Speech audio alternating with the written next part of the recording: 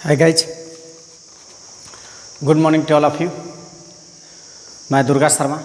जैसा कि आपने पिछले वीडियो में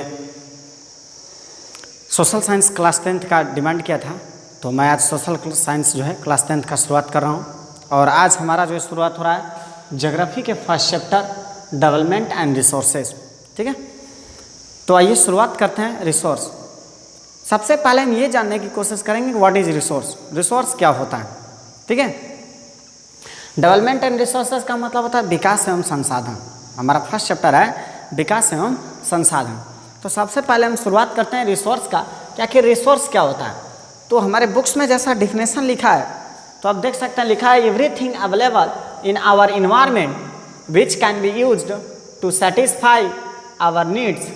ठीक है, कि everything available in our environment, कि हमारे इन्वायरमेंट में जो चीज़ें अवेलेबल हैं जो हमारी नीड्स को सेटिस्फाई कर सकती हैं, जो हमारी नीड्स को सेटिस्फाई, अर्थात जो भी चीज़ें हमारे चारों तरफ अवेलेबल हैं जो हमारी आवश्यकताओं को पूर्ति करती हैं, ठीक है, वो पूर्ति करती हैं, उसे हम क्या कहते हैं? संसाधन कहते हैं। बशर्ते प्रोवाइडेड, बशर्ते कल्चरली एक्सेप्टेबल, बशर्ते वह संसाधन कल्चरली एक्सेप्टेड का मतलब, एक्सेप्टेबल का मतलब ये होता है कि सोसाइटी उसे एक्सेप्ट करती हो।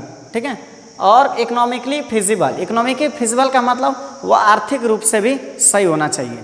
आर्थिक रूप का मतलब यह होता है कि अगर आप जो खर्च करते हैं उसे आप कर सकें, ठीक है, और उसमें कुछ ना कुछ आउटपुट आ सके।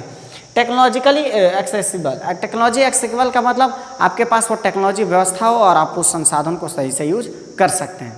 ठीक है, अब जैसा देखिए डिफिनेशन में हमने आपको क्या बताया? डिफिनेशन में हमने आपको ये बताया कि जो चीज़ें हमारे चारों तरफ अवेलेबल हैं जो हमारी आवश्यकताओं को पूर्ति करती हैं, हमारी आवश्यकताओं को पूर्ति कर सकें, उसे हम क्या कहते हैं? रिसोर्स कहते हैं। वह रिसोर्स जो है कल्चरली एक्सेप्टेबल का मतलब, कल्चरली एक्सेप्टेबल का मतलब सोसाइटी उसे एक्सेप्ट करती हो। इकोनॉमिकली फिजिबल, इकोनॉमिकली फिजिबल का मतलब आर्थिक रूप से कि आप जो खर्च करते हैं वो आपको कुछ खर्च निकल भी सके, ठीक है, कुछ इकोनॉमिक आप डेवलपमेंट भी कर सकें। टेक्नोलॉजिकली एक्सेसिबल, टेक्नोलॉजी एक्सेसिबल का मतलब यह होता है कि आप टेक्नोलॉजी का यूज कर सकते हैं। उदाहरण के तौर पर जैसे कोयला होता है, तो कोयला हमारे कल्चरली एक्सेप्टेबल में है। कल्चरली एक्सेप्टेबल का मतलब हम इसको भोजन बनाने में चाहे कई तरह के कार्यों में प्रयोग करते हैं। इकोनॉमिकली फिजिबल, इसका मतलब हमें नहीं और लोगों को भी ज़रूरत है तो आप उसे सेल करके आप 2 पैसे अर्न कर सकते हैं। टेक्नोलॉजिकली एक्सेसिबल मतलब आपके पास टेक्नोलॉजी है, उसके माध्यम से आप उसको यूज कर सकते हैं, आप वहाँ से नेचर से उसे एक्सट्रैक्ट कर सकते हैं। तो सारे चीज़ें रिसोर्स होते हैं। ठीक है, ये दिया हुआ है। नेक्स्ट जो है हमारे चैप्टर में ये दिया हुआ है कि जो मान लीजिए जो भी हमें संसाधन मिल गया, तो संसाधन हमें मिल गया तो संसाधन में जो है ये फिजिकल, देखिए संसाधन जो हम जहाँ से लेते हैं, नेचर, टेक्नोलॉजी और इंस्टीट्यूशन, ये तीनों का अपना रिलेशन होता है। ऐसा नहीं होता है कि हाँ हमारे पास घर तुरंत संसाधन जो होती है वो चली जाती है, नहीं। ह्यूमन बींग्स जो है क्या करता है? नेचर से उस रिसोर्स को एक्सट्रैक्ट करता है। किसके द्वारा?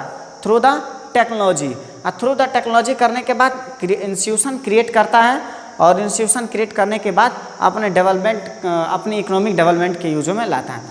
अर्थात कहने का तात्पर्य क्या है कि मानो जो भी संसाधन होती है, संसाधन हमारे पास तुरंत नहीं आती, तुरंत नहीं चली जाती। उस संसाधन को लाने के लिए, अर्थात उस रिसोर्स को लाने के लिए, चाहे उस रिसोर्स को कैसे हमारे बीच आता है, तो इंसान क्या करता है कि उस नेचर से टेक्नोलॉजी के माध्यम से, देखिए एक दूसरे से कंबाइन है, नेचर से, ठीक है, नेचर से टेक्नोलॉजी के माध्यम से कौन? ह्यूमन बींग्स क्या करता है?